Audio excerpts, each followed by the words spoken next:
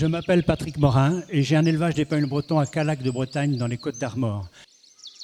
Callac est la capitale mondiale de l'épagnon breton et mon élevage s'appelle l'élevage de Kerhenlouan. Depuis des décennies, il y a des milliers et des milliers de personnes qui viennent à Callac voir les éleveurs de chiens. Il y a à peu près entre 15 et 20 nationalités différentes qui viennent à Callac. Et tous les éleveurs du monde entier viennent se ressourcer et considèrent Callac comme la Mecque de l'épagnon breton.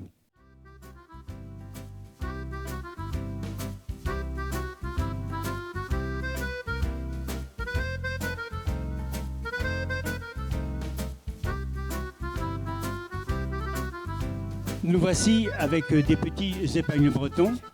On parle la réputation d'être un petit peu têtus. C'était la résultante de deux événements qui se sont produits dans les années 60.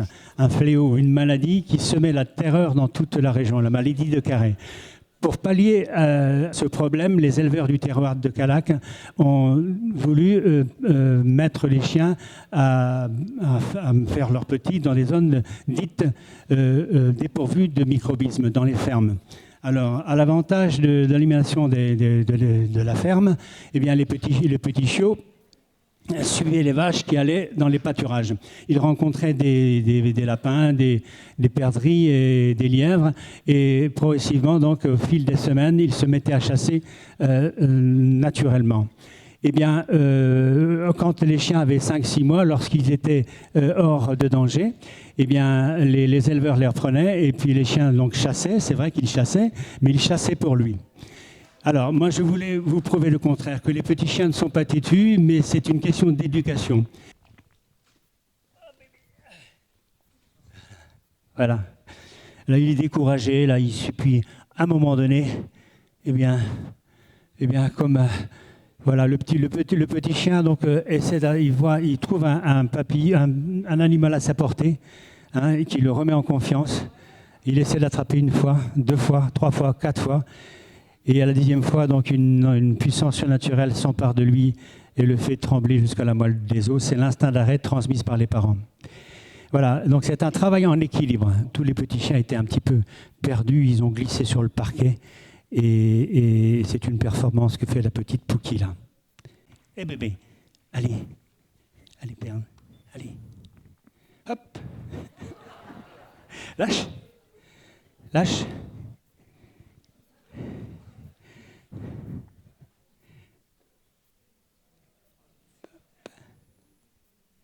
Alors, disons que c'est un petit peu comme des gamins qui ont un petit nounours. Et chacun veut l'avoir pour lui. Et c'est vrai que plus on met de chiens à essayer de travailler sur un objet qu'ils veulent attraper, plus c'est difficile à réaliser.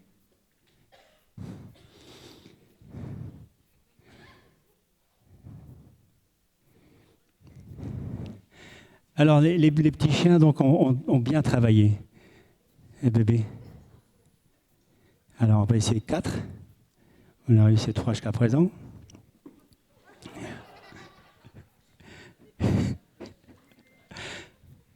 Tu te trompes de côté, mon bébé. Bébé, tu te trompes de côté. Tu te trompes de côté. Bon, ils ont bien travaillé, et comme les enfants qui sont à l'école, eh bien, quand on les fait travailler après, on les met en récréation. Et bébé. Alors évidemment, chacun veut prendre le doudou pour lui. Il joue.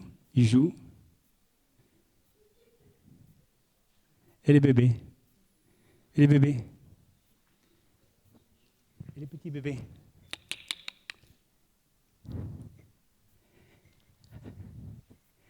Voilà. Et petits bébés, vous allez récupérer vos bébés. Tiens, récupérez les bébés. Prenez les bébés. Tiens, récupérez vos bébés. En avant. Et milieu. Voilà, paladin. Disons que ce que j'essaie de faire, c'est de mettre le chien en confiance en lui donnant de la chaleur et de l'affection. Et jusqu'à présent, dans ce que le chien fait, c'est très bien, il n'y a pas de problème. Mais ce qui est très difficile à faire, c'est que le chien accepte le contact de ma main sur son corps.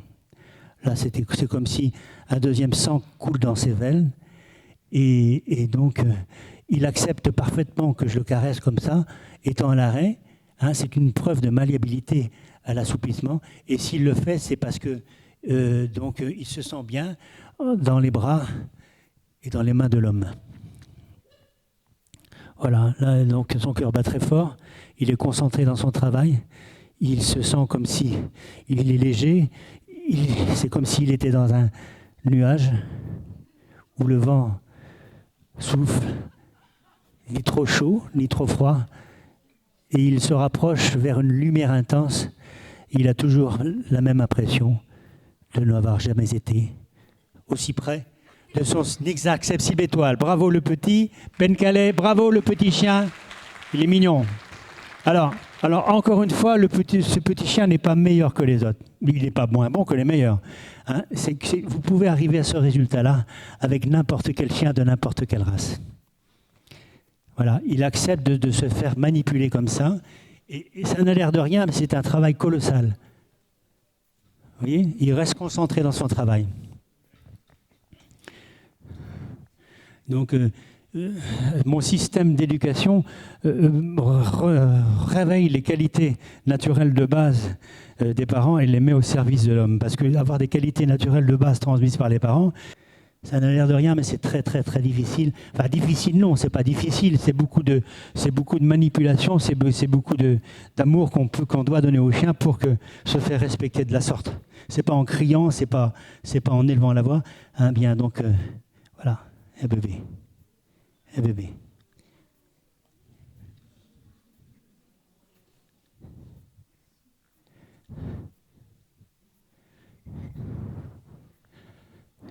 Mais je ne sais pas, qu'est-ce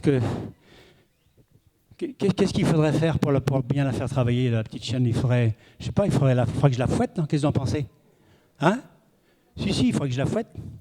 Bruno, donne-moi ta ceinture.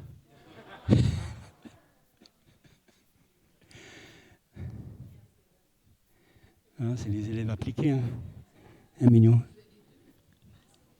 Mmh.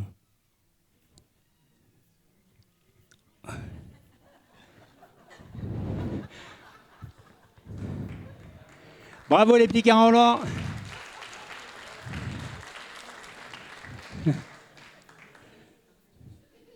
Voilà, mais c'est pas dit que la petite Pina ne travaille pas par la suite hein, correctement. Hein.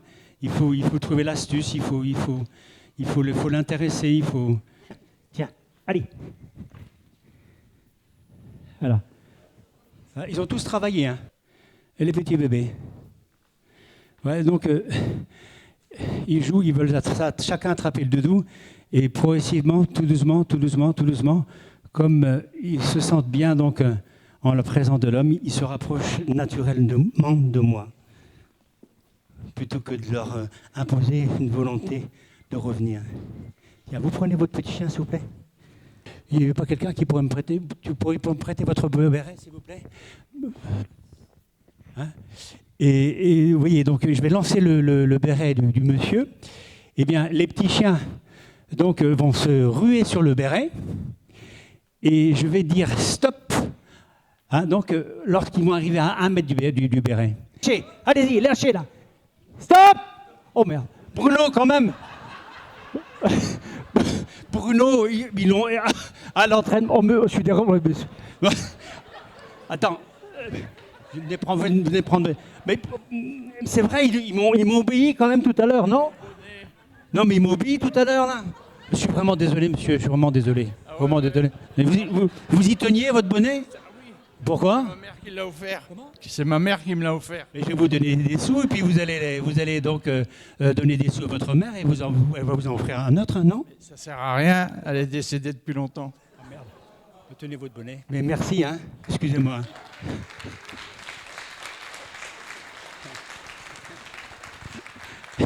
Eh bébé, les bébés, venez ici. Quel plaisir, quel plaisir. Mais quel plaisir.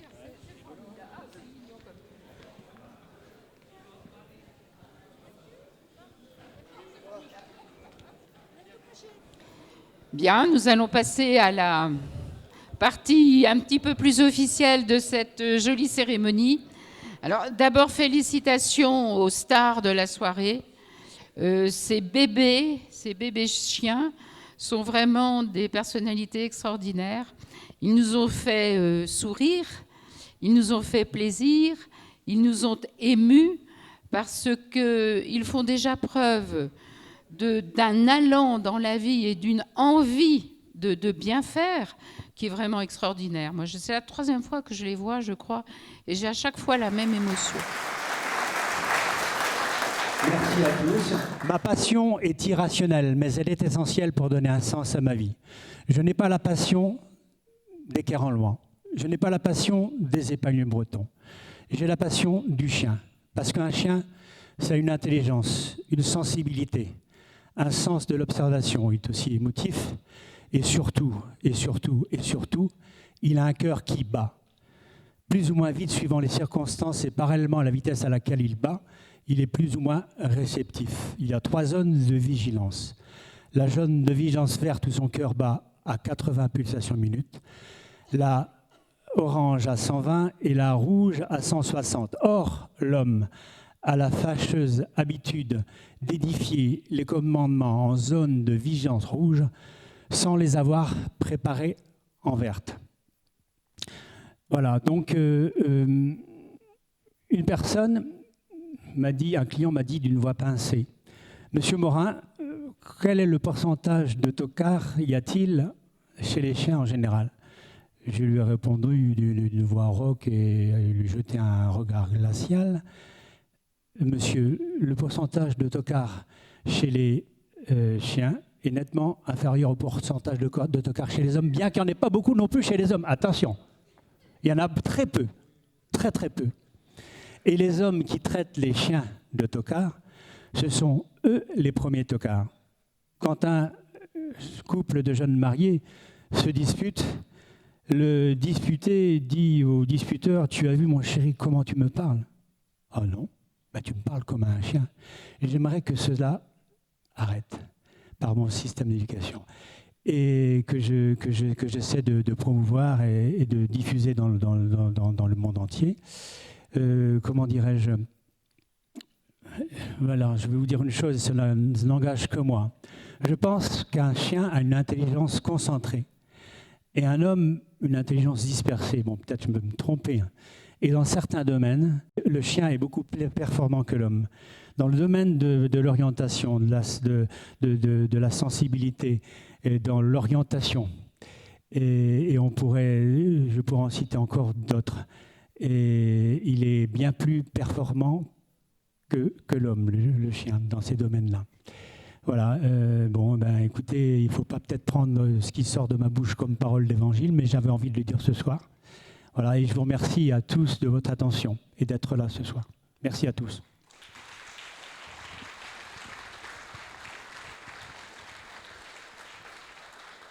Et maintenant, le moment solennel. Je vais épingler donc cette médaille sur le revers de Patrick.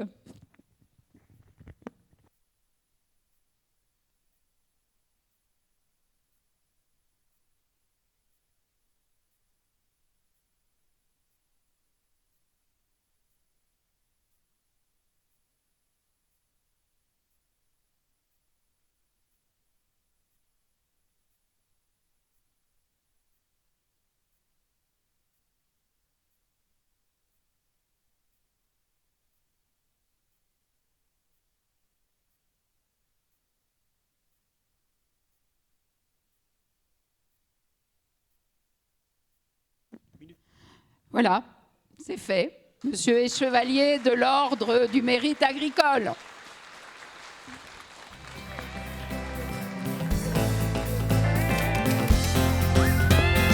Allez, c'est parti!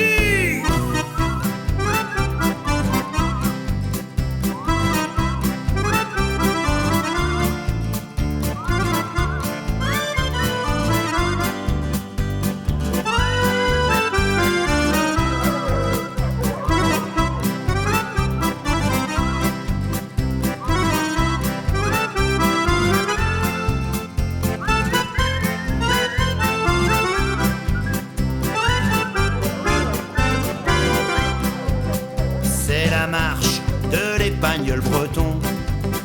Prix d'Europe, mondial ou de région, on est tous très fiers de ce champion. Viva l'Épagneul breton, venez à Calac le découvrir, vous y prendrez vraiment du plaisir à le voir chasser sur le terrain. Vous direz quel sacré chien.